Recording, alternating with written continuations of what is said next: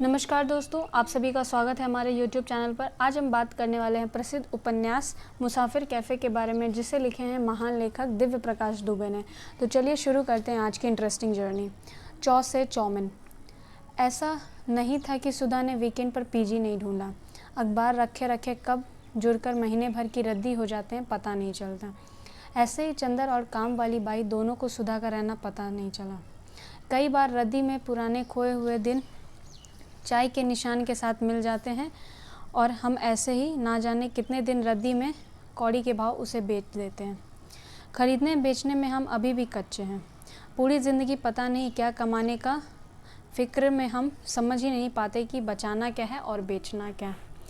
जितनी यादें हमने बनाई होती है उस पर वो यादें हमेशा भारी पड़ती है जो हम बना सकते थे। काश कि कोई दूसरी दुनिया होती जिसका दरवाज़ा इस दुनिया से खुलता। काश कि उस दूसरी दुनिया में ज़िंदगी उल्टी चलती तो सबसे पहले लोग अपने बचपन का फिक्स्ड डिपॉजिट करा लेते। ऐसे ही एक दिन जब चंदर महीने भर की रद्दी बेचने के लिए इकट्ठा कर रहा था तो वो बोली, 1 मिनट पेपर दिखाना ज़रा, लो देखो। मुझे आए हुए 1 महीने से ऊपर हो गया। पेपर से दिन याद रखती हो क्या? और क्या, पेपर की फ़ोटो से। जिस वीक में आई थी उस वीकेंड पर ये फ़ोटो आई थी। मुझे तो अखबार से दिन याद नहीं रहते, बावजूद उसके कि पेपर पे डेट लिखी रहती है। तुम पेपर पढ़ते हो ना, इसीलिए। खैर, मैं सोच रही थी कि पीजी क्या ढूंढूं, यहीं परमानेंटली रुक जाती हूँ। हम साथ रह लेते हैं। लड़कियों के साथ वैसे भी मेरी सेटिंग सही नहीं हो पाती। Live in you mean? Live in बोल के चीप मत बनो। अरे लिव इन को लिव इन नहीं तो क्या चौमिन बोलेंगे? हाँ वो ठीक है, लेकिन सुनने में थोड़ा सा चीप लगता है कि लिव इन। वैसे तुम्हें पता है तुम्हारे साथ रहने का फ़ैसला क्यों किया मैंने? क्यों किया? क्योंकि तुम चैट करते हुए ओके का केवल के नहीं लिखते। बस इतना ही देखा तुमने, और क्या। ओके का के लिखने में लोग पता नहीं कितना टाइम बचा लेते हैं। कुछ तो और देखा होगा। और कुछ क्या देखना है? कह तो तुम ऐसे रहे हो जैसे तुमसे शादी करनी हो और सब ठोक बजा के मैं चेक कर लूँ पहले ही। क्या पता शादी तक बात पहुँच ही जाए तो। लड़के तुरंत शादी का सोचने लगते हैं ना। लड़कों को क्या पता, मुझे अपना पता है। क्या पता है तुम्हें? यही कि तुमसे शादी कर सकता हूँ। शादी तभी करूँगी जब अपनी गर्लफ्रेंड के लिए देवदास बन के दिखाओगे। थोड़ा पागल वागल हो जाओ उसके लिए, तब सोचूंगी। तब लगेगा ना कि लड़का पहले कमिटेड रह चुका है। अभी तो ब्रेकअप हुए 6 महीने भी नहीं हुए थे मैं। और हाँ, शादी वादी के चक्कर में नहीं पड़ना मुझे, पहले ही बता रही हूँ। क्यों? ऐसे ही सब बताना ज़रूरी है? हाँ है ज़रूरी, आखिर हम साथ रहना शुरू करने वाले हैं, सब कुछ जानना ज़रूरी है। सब बताने से तो आसान है पीजी ढूंढ लेना। एक काम करते हैं, पीजी ढूंढने चलते हैं। सही में? और क्या। मुझे लगा था हमारे बीच चौमिन बन सकता है। तुम तैयार ही नहीं हो। मैं तो तैयार हूँ, तुम ही कुछ बताने को तैयार नहीं हो। वो रिश्ते कभी लंबे नहीं चलते जिनमें सब कुछ जान लिया जाता है। तो कौन से चलते हैं जिसमें कुछ कुछ बचा रहता है? मैं नहीं मानता। नहीं मानते तो कोई बात नहीं, चलो तैयार हो जाओ, पीजी ढूंढने चलते हैं। नहीं, सही में चलना है पीजी ढूंढने? हाँ और क्या। छोड़ो, कहाँ जाओगी? बाई को तुम्हारी आदत हो गई है, उसकी खातिर रुक जाओ। ये हुई ना बात। वैसे अगर कभी मुझे रोकना चाहते हो तो कभी अपने लिए रोकने के लिए मत कहना। कभी कभी मुझे तुम्हारी बातें समझ नहीं आती। कोई बात नहीं, सब समझना ज़रूरी नहीं है। आज शाम को कहीं बाहर चलते हैं, समंदर देखते हुए। बहुत दिन हुए चौमिन खाए हुए भी। मौसे मोमेंट। सुधा समंदर के पास जाकर एकदम चुप हो गई। चंदर को लगा शायद लेविन वाली बात का बुरा मान गई है। चंदर ने पूछा तो कुछ बोली नहीं। बहुत देर तक समंदर में पैर गीले करके टहलती रही। फिर जब सूरज समंदर की प्याली में नमक जैसा घुल गया तब बोली, यार मैं पीजी ही ले लेती हूँ। कुछ बुरा लग गया क्या? नहीं वो बात नहीं है यार, मुझे तो शादी करनी नहीं है। मेरे साथ रहोगे तो तुम्हारा घर बसने में दिक्कत हो जाएगी। अरे बाप रे, इतनी देर से यही सोच रही थी क्या? नहीं, फिर क्या सोच रही थी इतनी देर से? यार समंदर के किनारे गीली मिट्टी पर चलते हुए लगता है कोई बस प्यार से गले लगा ले।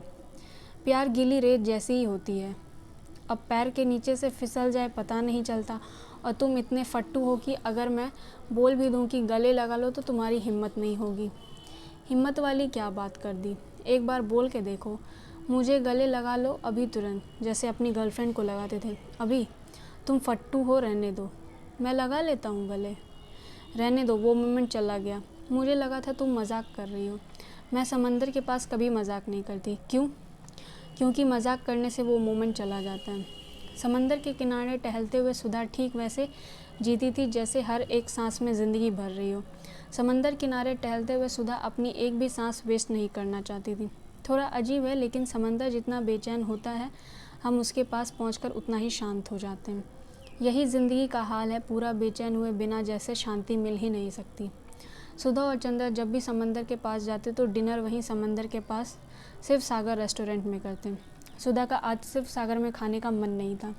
उसने चंदर से कहा, कहीं ऐसी जगह ले चलो जहाँ बहुत शोर हो। चंदर सुधा को जुहू के ही एक डिस्क में लेकर गया। वहाँ इतना शोर था कि वो चाहकर भी बात नहीं कर सकते थे। कुछ बोलने के लिए बार बार चंदर को सुधा के कान में एकदम पास जाकर बोलना पड़ रहा था। सुधा ड्रिंक लेने के बाद थोड़ा नॉर्मल हुई। वो अब ना केवल चंदर के कान में बोल रही थी, बल्कि चंदर के गाल पर बोल रही थी। उसके होंठों पर जो समंदर चिपका हुआ था वो अब चंदर के गाल और कान पर थोड़ा थोड़ा बिखर गया था। चंदर को अपने गालों पर गीला गीला समंदर, रेत, सुधा, सुधा की सांसें और मोमेंट महसूस हुए। ठीक इस मोमेंट चंदर को ज़िंदगी से कोई शिकायत नहीं थी। डिस्क का शोर बढ़ता जा रहा था, सुधा शांत होती जा रही थी। चंदर बिना बात की बातों से बार बार सुधा के कान और गाल को अपने होठों से छूकर ज़िंदगी की तसल्ली कर रहा था। एक आधे मोमेंट को पकड़कर छूने का मौका ज़िंदगी सबको देती है। चंदर के लिए ये वही एक मोमेंट था। चंदर ने अपनी आंखों में इस पल को फ्रीज़ करके कहीं रख दिया था। हम यादें कहाँ रखते हैं ये तो खैर किसी को पता नहीं होता। काश कि हम अपनी यादें समझ पाते, काश कि हम ज़िंदगी समझ पाते, काश कि हम मोमेंट थोड़ा लंबे टाइम तक पकड़ पाते। डॉ से डबल बेड। घर में ऐसी एक ही कमरे में था तो डिसाइड ये हुआ कि चंदर सुधा एक ही कमरे में सोया करेंगे। बेड पे चंदर और नीचे गद्दा बिछा के सुधा। एक ही कमरे में ये चंदर और सुधा का पहला दिन था। चंदर अच्छा खासा घबराया हुआ था। ये बात सुधा तुरंत समझ गई, इसलिए बोली, डरना मत, कुछ करूँगी नहीं। तुम भी मत डरना, कुछ करूँगा नहीं। हाय, काश कि बोल दिया होता कि कुछ करोगे। वैसे क्या लगता है तुम्हें, किसी दिन रात को सोते हुए मेरी नीयत ख़राब हो सकती है क्या? नहीं फट्टू हो तुम, तुम्हारी तो नहीं ही होगी, हाँ मेरी हो सकती है। सही में नीयत डोल गई तो क्या करोगी? वही जो करना चाहिए। क्या? भजन गाना शुरू कर दूंगी ताकि मन में सेक्स के बारे में ख्याल ना आए। पहले बताना था ना, पहले ही डबल बेड ले लेता। सोचा था शादी के बाद लूँगा। इंडिया का प्रॉब्लम ही यही है। क्या? यही कि हम शादी को डबल बेड और डबल बेड को शादी समझ लेते हैं। चलो सो जाओ अब, ज़्यादा बातें करोगे तो मेरी नीयत कभी भी ख़राब हो सकती है। पता चला सुबह फटे हुए कपड़े में चादर लपेट कर रोते हुए मिलो। लाइट ऑफ कर दो। मुझे लाइट से कोई दिक्कत नहीं होती, स्विच तुमसे ज़्यादा पास है। मैं लाइट बंद नहीं करूँगी, जिसको दिक्कत होती है वो करे। हद है यार, बड़ी अजीब हो तुम। हाँ हूँ तो कोई प्रॉब्लम है? नहीं कोई प्रॉब्लम नहीं है, सो जाओ। चंदर ने उठकर लाइट बंद की और सुधा के पैर के पास बैठ गया। सुधा के पैर की सबसे छोटी उंगली को सहलाने लगा। सुधा चुपचाप उंगली सहलवाने लगी। चंदर की उंगलियों ने सुधा के तलवे पर गुनगुनाना शुरू कर दिया। कमरे में बाहर से बहुत थोड़ा सा उजाला आ रहा था, इतना उजाला जो केवल बत्ती बंद होने के 5 मिनट बाद दिखना शुरू होता है। बाहर के उजाले ने कमरे में घुसकर चंदर को परछाई बना दिया। चंदर की परछाई ने सुधा को छूकर उजाला कर दिया। पूरा पैर दबा दो यार, सुधा ने ये बोलते हुए अपना पूरा पैर आगे कर दिया। चंदर की परछाई ने बिना कुछ बोले सुधा के पैरों को दबाना शुरू कर दिया।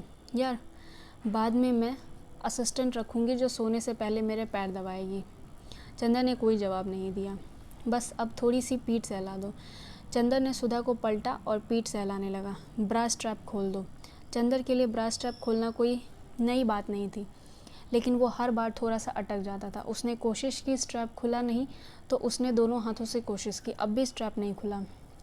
सुधा ने अपने एक हाथ से स्ट्रैप खोल दिया और अपने हाथ स्ट्रैप वाली जगह पर रख के बताया कि यहाँ सहला दो। दिन भर पहने पहने निशान पड़ जाता है। चंदर ने निशान को महसूस किया और उसकी अपनी सहलाहट से भरने की कोशिश करने लगा। कमरे के उजाले ने सुधा और चंदर की परछाइयों को मिलाकर एक कर दिया।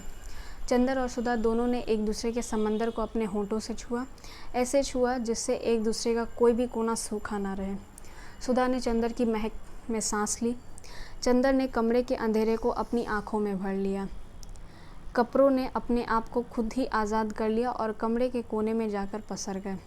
गद्दे पर जैसे चंदर और सुधा एक दूसरे से घुले जा रहे थे, गद्दे के पास रखे दोनों के कपड़े एक दूसरे में उलझे जा रहे थे। कपड़ों में थोड़ी सी रेत, थोड़ी सी शाम, थोड़ा उजाला और थोड़ा सा समंदर था।